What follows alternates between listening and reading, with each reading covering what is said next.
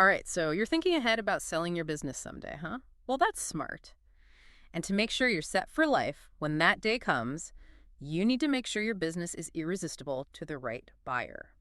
We took a deep dive into Zalant Profit Strategist's 5 Key Tips article, and let me tell you, this stuff is pure gold. What I think is really fascinating is that Zalant gets it. They understand that a business's value is about way more than just its balance sheet. It's about building something sustainable, something that's going to be attractive to those potential buyers. And they really kick things off with a point that seems kind of obvious, but it goes way deeper than you think: sustainable revenue growth. But it's not just about like cranking those sales numbers up, right? Right. It's about the right kind of revenue. Imagine you're a buyer. You don't want to buy a business that's like overly reliant on one big client or one single product that could just like disappear overnight. You want diversification, multiple income streams that show that this business is resilient. Yeah, it's like that saying, don't put all your eggs in one basket, but for your entire business. Exactly. And it's like is this great example. Think about a traditional retail store. They can just keep doing things the same old way. But this one store, they got clever. They launched an online store, and then on top of that, they added a subscription box featuring their most popular products. Wow. So not just one, but 2 new revenue streams. From a buyer's perspective, that's like a safety net. Absolutely. It tells the buyer that this business is adaptable and forward-thinking. They're going to be less vulnerable to like market fluctuations. And within all of this, Zlant also really emphasizes the importance of customer focus. I have to admit, sometimes that can sound a little vague coming from the business world. So how does that actually translate into like hard value when you want to sell? Predictable income. A loyal customer base equals consistent revenue. And buyers, they love consistency. It just makes them feel secure. Think about it. 2 businesses, right? Similar financials. One, they've got customers coming and going all the time. The other one, they've got this dedicated following. Okay, yeah, I see where you're going with that. It's not just about having customers. It's about cultivating that relationship so they stick around. Okay, so we talked about revenue growth, but what about the people actually running the show? Zalant's next tip is about building a strong management team, which I have to admit doesn't always sound like the most exciting topic. But it's important, especially when you're selling. Buyers know a business's success isn't just about the founder or the CEO, it's about that entire leadership structure.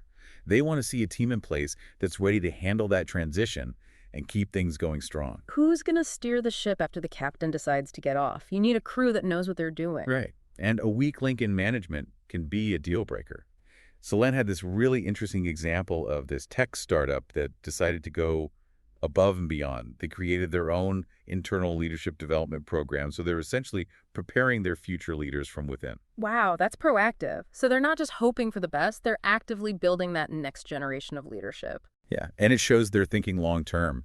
It tells a buyer this business isn't reliant on just one person for success. They also gave this other example. It was this retail chain that was really struggling. They brought in this, it was like this legendary CEO who came in and just completely turned things around. What I thought was interesting was, yeah, the turnaround itself was great, but what it signaled was even more important. Totally. It shows the business can adapt, right? Yeah. That they can overcome challenges. Okay, let me put on my buyer hat here. Let's say I'm looking at 2 businesses, everything else is the same. Am I really going to pay more for the one that invested in this kind of leadership development? You bet. Because it really comes down to peace of mind. Just knowing a business has a strong leadership team ready to go, it significantly reduces a buyer's risk. That translates to a higher valuation.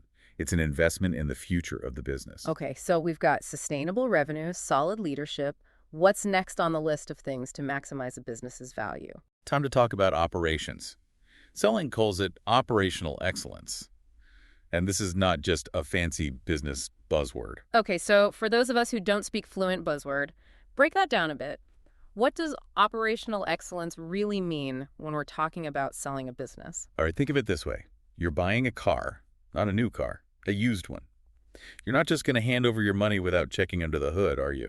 Definitely not. You want to make sure everything runs smoothly, right?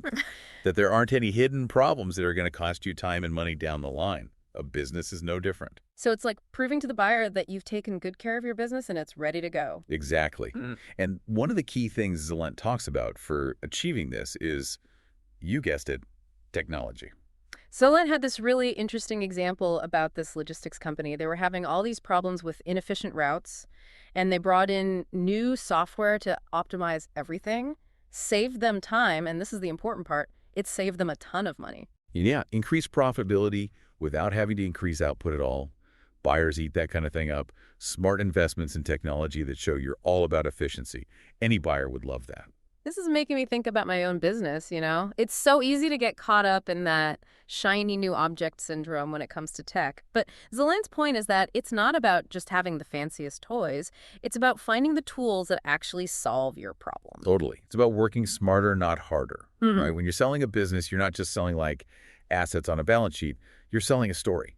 And that story should be about efficiency and growth potential. And if your tech doesn't back that up, well, it's going to hurt you more than it helps. It's all connected. Okay, so we've covered a lot. Sustainable revenue, strong leadership operations. What's next on Zelen's list? Time to talk numbers. And I don't just mean like having a good accountant, although that definitely helps. It's about financial transparency. Okay, I'm listening.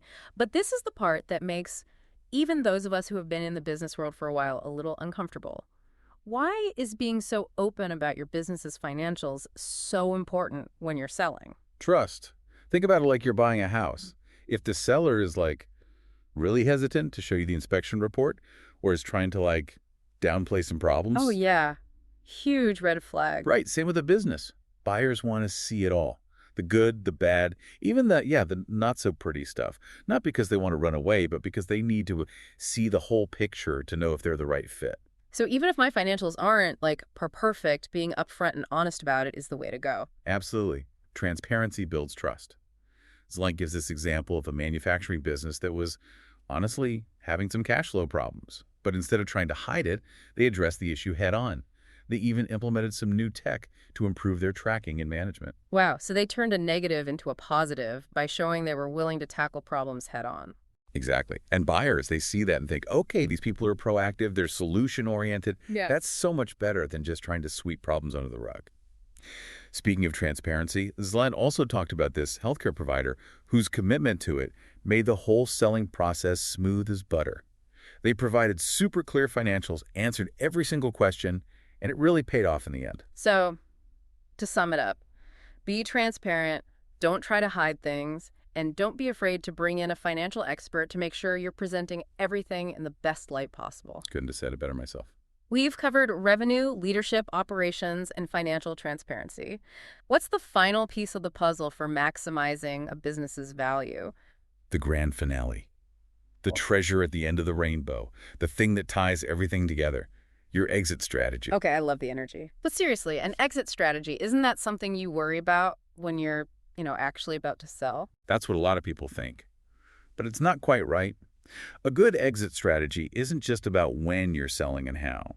It's about making sure your business decisions today are in line with your ultimate goal of selling. So it's like a roadmap, even if you're not hitting the road for a while. Exactly. Zelent breaks it down into three things. Yeah. Figuring out what your business is actually worth, finding the right buyer, and of course, handling all the legal and tax stuff. Sounds like it's pretty important to have the right team of advisors on your side. We're talking lawyers, financial advisors, maybe even a therapist to deal with all the stress. You're not wrong. Having good people in your corner is crucial. And Zelent told this really cool story about a family business that started planning their exit 5 years in advance. 5 years? Yeah. They got advisors, they got their financials in amazing shape, and it made the whole sale so much smoother when the time came. That's some serious long-term planning, but I bet it gave them a huge advantage during negotiations. Oh, absolutely. They weren't rushed, they had everything in order, and it made their business super attractive to buyers.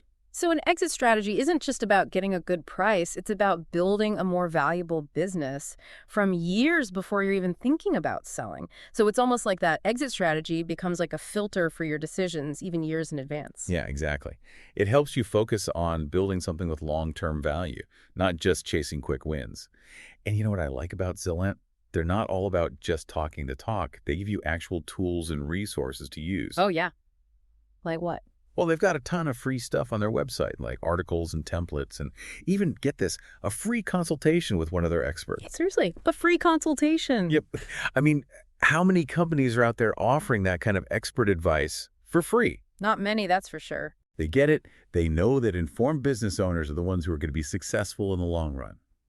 And, that's something I think we can all take away from today's deep dive. You don't have to have all the answers, but you got to be willing to learn and seek out good advice. Totally. I feel like I learned so much just from digging into this 5 key tips article with you. It's amazing how much good stuff they packed into one article.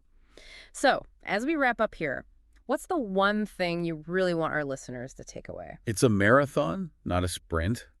There's no magic solution.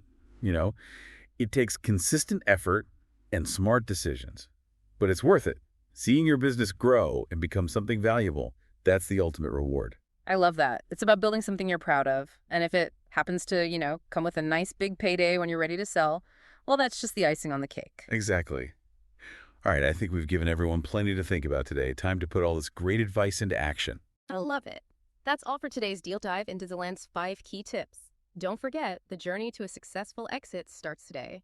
Start putting these tips into practice, reach out to an expert if you need help, and most importantly, enjoy building your business. Make it count. Until next time, keep learning, keep growing, and we'll see you on the next deep dive.